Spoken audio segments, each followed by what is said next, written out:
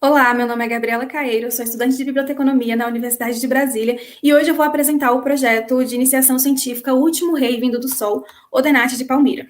Vamos traçar o contexto histórico em questão.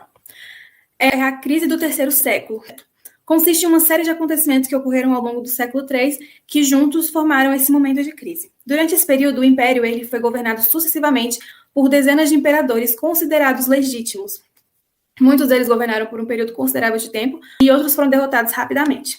Durante toda a história, existiram figuras divinas que eram adoradas pelo povo. Algumas delas tinham como representação o Sol, que era considerado por elas o astro-rei. Era uma figura de adoração, uma figura de respeito. Dessa forma, não poderia ser diferente na mitologia greco-romana, que traz a figura de Apolo, por exemplo, como uma divindade solar. Apolo ele vai ser muito importante para esse projeto porque ele foi o responsável por transmitir as mensagens para as sibilas em forma de profecias, que eram registradas nos oráculos. Os oráculos sibilinos, eles eram textos compostos por previsões de eventos futuros.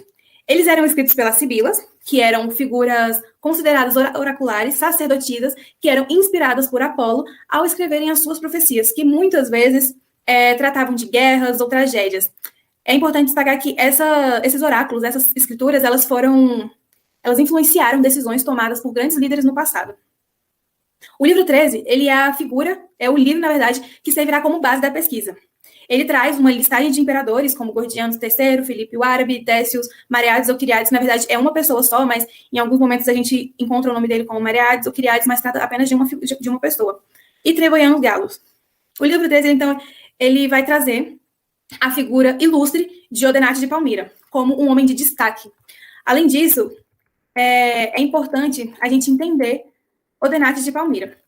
Ele é a figura central desse projeto. Ele foi apresentado no 13º livro dos oráculos como um homem de destaque após uma listagem de imperadores.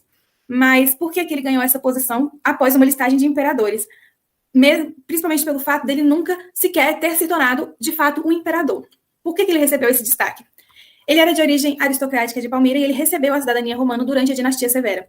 Em algum momento da história, acredita-se que ele tenha tentado se aliar ao imperador Sapor I, que era do Império Sassânida, porém, essa tentativa não obteve sucesso.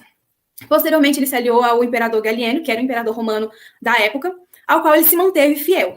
Ao lado de Gallieno, ele ganhou muita visibilidade, principalmente devido às suas conquistas, sendo uma delas a recuperação dos territórios que haviam sido ocupados pelas tropas sassânidas lideradas pelo imperador Sapor I.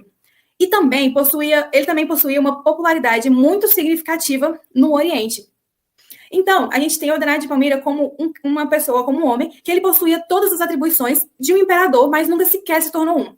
Infelizmente, na história, a gente não tem um documento concreto que diz o porquê disso, porque muitas fontes são antigas e grande parte delas foram destruídas recentemente. Então, a partir daqui, a análise vai ser subjetiva, obviamente fundamentada depois da leitura e depois de muita pesquisa durante esse tempo de projeto. Então, ele possuía todas as atribuições de um imperador, mas ele nunca se tornou um, provavelmente por causa da sua lealdade a Gallieno. Então, ele criou um título nunca antes visto em Palmira, que foi o título de rei. Esse título, no caso, ele permitiria que ele não passasse por cima de Gallieno, mas ainda assim marcaria o seu nome na história e chamaria a atenção, principalmente de Sapor I, após tê-lo rejeitado anteriormente.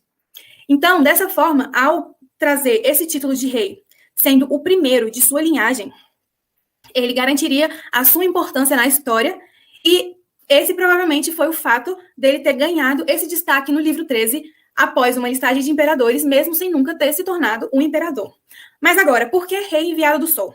Os oráculos, como dito anteriormente, foram inspirados por Apolo, que era uma divindade solar. Os oráculos eles descrevem que o momento seria um momento de guerra, um período de caos, e Odenate ele viria como um salvador, aquele que seria responsável por livrar os povos desse momento obscuro da história.